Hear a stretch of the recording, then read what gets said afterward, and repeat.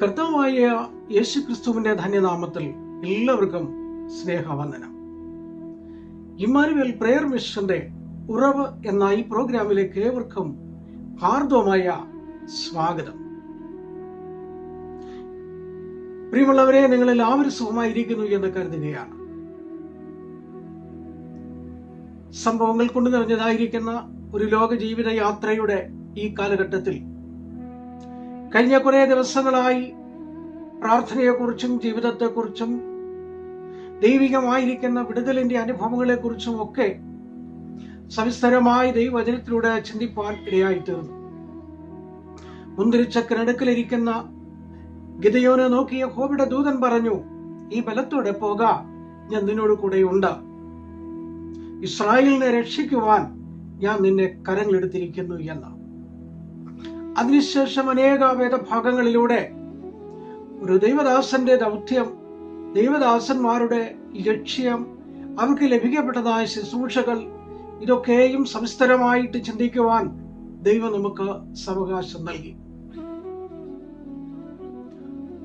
ഓരോ വിശ്വാസിയുടെയും ജീവിതത്തിൽ പല വിധത്തിലുള്ളതായിരിക്കുന്ന പ്രയാസങ്ങൾ, പ്രതിസന്ധികൾ കടന്നു വരുന്ന വേളകളിൽ അവർ മടുത്തു പോകാതെയും ക്ഷണിച്ചു പോകാതെയും അവരുടെ ജീവിത കാലഘട്ടങ്ങളിൽ അവർക്കെതിരെ നിൽക്കുന്ന പ്രതികൂല സാഹചര്യങ്ങളെ കണ്ടുകൊണ്ട് അവർക്ക് വിടുതൽ നൽകുവാൻ ദൈവം ഇറങ്ങി വരുന്ന അനുഭവമാണ് കഴിഞ്ഞ ദിവസം നമ്മൾ ചിന്തിച്ചത്.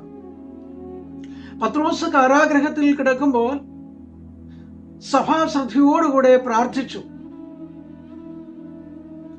പ്രാർത്ഥനയിലുണ്ടാകുന്ന വിടുതൽ, അതാണ് കഴിഞ്ഞ ദിവസം നമ്മൾ ചിന്തിച്ചത്. പ്രാർത്ഥനയിൽ ലഭിക്കപ്പെടുന്ന വിടുതലുകൾ ഓരോ വ്യക്തിയുടെയും ജീവിതത്തിൽ അനിവാര്യവും അനുഗ്രഹവുമാണ്.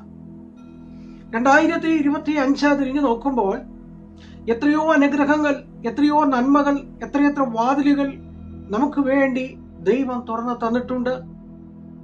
നമ്മുടെ യാത്രകളിൽ, ഇരുൾ മൂടിയ അവസ്ഥകളിൽ, പ്രതികൂല സാഹചര്യങ്ങളിൽ, പ്രതിസന്ധികളിൽ നമ്മെ ബലപ്പെടുത്തുവാൻ തക്കവണ്ണം ദൈവം കൂടെ ഇരുന്ന് നമ്മെ നയിച്ചിട്ടുണ്ട്.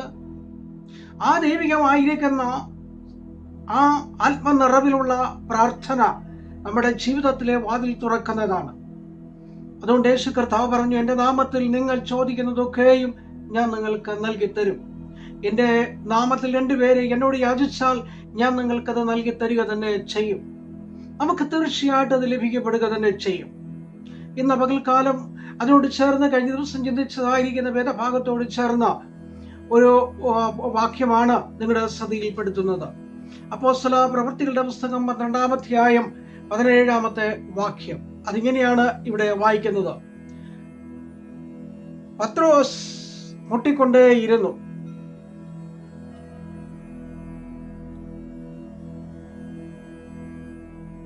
അവർ തുറന്നപ്പോൾ പത്രോസിനെ കണ്ടു. അവർ വിസ്മയിച്ചു. പത്രോസ് വാതിൽക്കൽ മുട്ടിക്കൊണ്ടേയിരുന്നു. അവർ വാതിൽ തുറന്നു. പത്രോസിനെ കണ്ടു. അവർ വിസ്മയിച്ചു. അവർ ഭയപ്പെട്ടു. അവർ അതിശയിച്ചു, ആശ്ചര്യപ്പെട്ടു. പ്രാർത്ഥിച്ചതായിരിക്കുന്ന വ്യക്തികൾ ഒരിക്കലും അങ്ങനെ ആഗ്രഹിച്ചിരുന്നില്ല. കാരണം ഹെരോദ രാജാവിന്റെ കയ്യിൽ നിന്ന് വിടുതൽ പ്രാപിക്കാം എന്ന് ഒരിക്കലും അവർ വിചാരിച്ചിട്ടില്ല. തലേ ദിവസം യാക്കോബിനെ വാളുകൊണ്ട് കൊന്നു. അതുകൊണ്ട് പത്രോസ് ഒരിക്കലും പുറത്തു വരില്ല എന്ന് അവർ വിശ്വസിച്ചിരുന്നു. എങ്കിലും ആശയ്ക്ക് വിരോധമായിട്ട് ആശയോടുകൂടെ അവർ പ്രാർത്ഥിക്കുകയാണ്. പ്രാർത്ഥന കേൾക്കുന്നവരായുള്ളവേ, സകല ജഡവും നിന്റെ അടുക്കിലേക്ക് വരുന്നു. അതുകൊണ്ട് 61-ാം സങ്കീർത്തനക്കാരൻ പറയുന്നത്, ഞാൻ ഭൂമിയുടെ അറ്റത്ത് നിന്ന് നിന്നോട് നിലവിളിക്കുന്നു എന്നാണ്. അപ്പൊ നിലവിളിയുടെയും യാചനകളുടെയും ശബ്ദസ്വരങ്ങൾ ദൈവസന്നിധിയിലെത്തിയപ്പോൾ ദൈവം തന്റെ ദൂതനെ അയച്ച് തന്റെ ദാസനായ പത്രോസിനെ വിടുവിക്കുകയാണ്. പത്രോസ് തെറ്റൊന്നും ചെയ്തിട്ടില്ല. എന്നാൽ കർത്താവിന് വേണ്ടി നിലകൊണ്ട ഒരു ദൈവദാസൻ, കർത്താവിന് വേണ്ടി പ്രവർത്തിക്കുന്ന, കർത്താവിന് വേണ്ടി നിലകൊള്ളുന്ന ദൈവദാസന്മാരെയും പ്രയോജനപ്പെടുന്നവരെയും തകർത്ത് കളയാൻ തക്കവണ്ണം ശത്രു ലക്ഷ്യമിട്ടിട്ടുണ്ട്. അന്നുമുണ്ട്, ഇന്നുമുണ്ട്. കാരണം ഇവരിലൂടെ നല്ല ഫലമുണ്ടാകുമെന്നറിയാം, ഇവരിലൂടെ നല്ല ശുശ്രൂഷയുണ്ടെന്നറിയാം, ഇവരിലൂടെ ചില അനുഗ്രഹങ്ങൾ ഉണ്ടെന്നറിയാം, അനേക കുടുംബങ്ങൾക്ക് വിടുതലുകൾ ലഭിക്കുമെന്ന് അറിയാം. അതുകൊണ്ട് ഏതു വിധത്തിലും അവിടെ എത്താതിരിക്കാൻ തക്കവണ്ണമുള്ള എല്ലാ വഴികളും അടയ്ക്കുകയാണ് ചെയ്യുന്നത്. ഇതിനോട് ചേർന്ന് ഞാൻ ഒരു വേദഭാഗം നിങ്ങൾക്ക് അറിയാവുന്നത് കൊണ്ട് ഞാൻ വായിക്കുന്നില്ലെന്ന് പറയുകയാണ്. രാജാക്കന്മാരുടെ 2-ാം പുസ്തകം 5-ാം അധ്യായത്തിലേക്ക് നമ്മൾ കടന്നു വരുമ്പോൾ അവിടെ വായിക്കുന്നത് ഇങ്ങനെയാണ്: അരാം രാജാവിന്റെ വലിയൊരു സൈന്യം എലീശ പ്രവാചകനെ പിടിക്കുവാൻ വേണ്ടി വരികയാണ്. അവൻ എവിടെ ഇരിക്കുന്നു എന്ന് നോക്കുവിൻ, ഞാൻ ആളയച്ചവനെ പിടിപ്പിക്കുമെന്ന് പറഞ്ഞു. എന്തിനാണ് പിടിക്കുന്നത്? എന്തിനാണ് വരുന്നത്? ഇസ്രായേലിന്റെ അനുഗ്രഹീതനായ ഒരു പ്രവാചകനാണ് എലീശ. അനേക കുടുംബങ്ങൾക്ക് വിടുതലുകളും വിജയകരമായി ജീവിതത്തിന്റെ വഴിത്താരകളെ ഒരുക്കി കൊടുക്കുവാൻ കഴിയുന്ന ദൈവദാസൻ. അനേക ഇരുൾ മൂടിയ ഭവനങ്ങളെ വെളിച്ചമാക്കി മാറ്റി അനേക വ്യക്തി ജീവിതങ്ങൾക്ക് വെളിച്ചവും വിവേകവും നൽകി അനുഗ്രഹിച്ചു.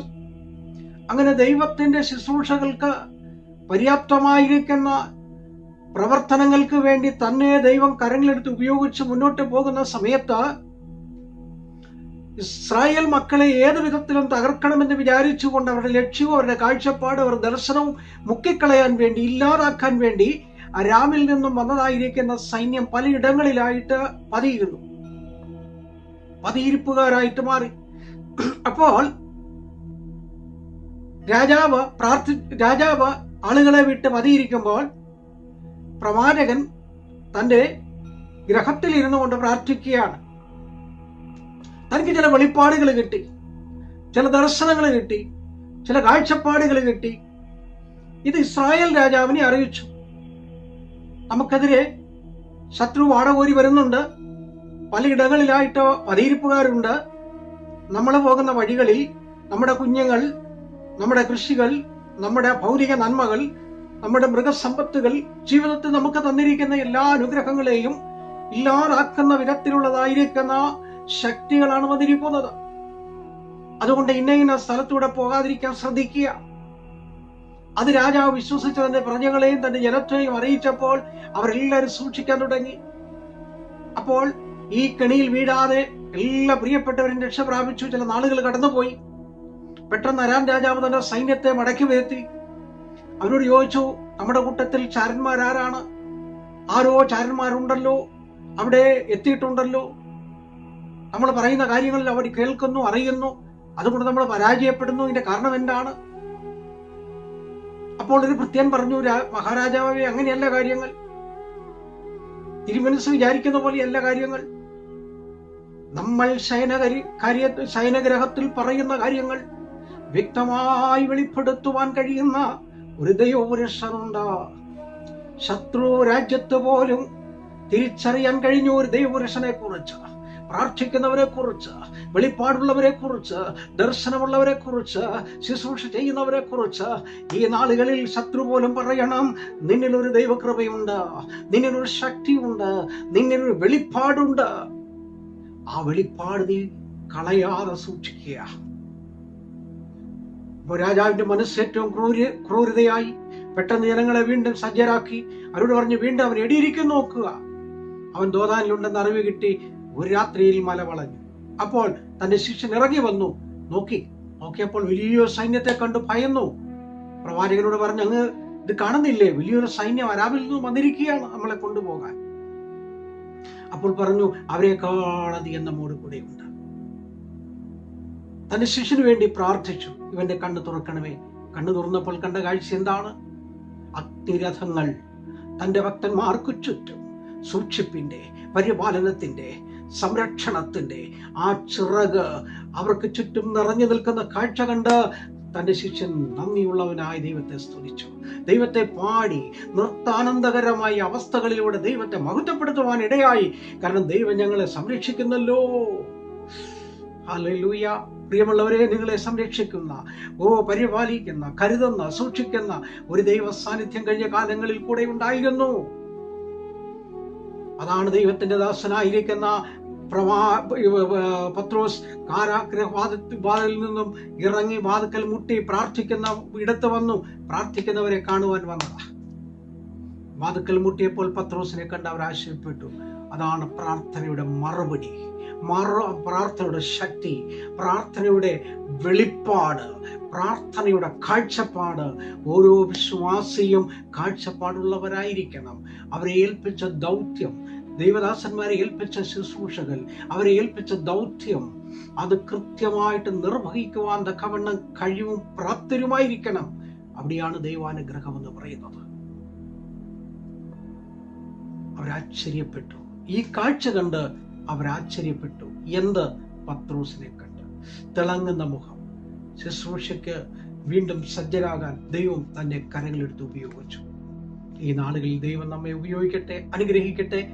വാക്കിൽ നിർത്തുന്നു, തുടരും. ദൈവം നമ്മെ ശക്തീകരിക്കട്ടെ. കരുണയുള്ള ദൈവമേ, സ്വർഗ്ഗസ്ഥ പിതാവേ, അനുഗ്രഹിക്കപ്പെട്ട നല്ല സമയത്തിനായി, കേൾക്കപ്പെടുന്ന വചനങ്ങൾക്കായി, രോഗികളായി കഴിയുന്ന പ്രിയപ്പെട്ടവര്, വാർദ്ധക്യത്തിലായിരിക്കുന്ന പ്രിയപ്പെട്ടവര്, സ്വദേശത്തും വിദേശത്തുമുള്ള ജോലി ചെയ്യുന്ന പ്രിയപ്പെട്ടവര്, ഗൾഫിലുള്ളവരുണ്ട്, യൂറോപ്പിലുള്ളവരുണ്ട്, അമേരിക്കയിലുള്ളവരുണ്ട്, പഠനവുമായി ബന്ധപ്പെട്ട കുഞ്ഞുങ്ങളുണ്ട്, ബിസിനസ് ചെയ്യുന്നവരുണ്ട്, കുടുംബമായി പാർത്ത് ജോലി ചെയ്യുന്നവരും ആരാധിക്കുന്നവരും ശുശ്രൂഷ ചെയ്യുന്നവരുമുണ്ട്. അവരെല്ലാം ഓർത്ത് ഞങ്ങൾ പ്രാർത്ഥിക്കുന്നു.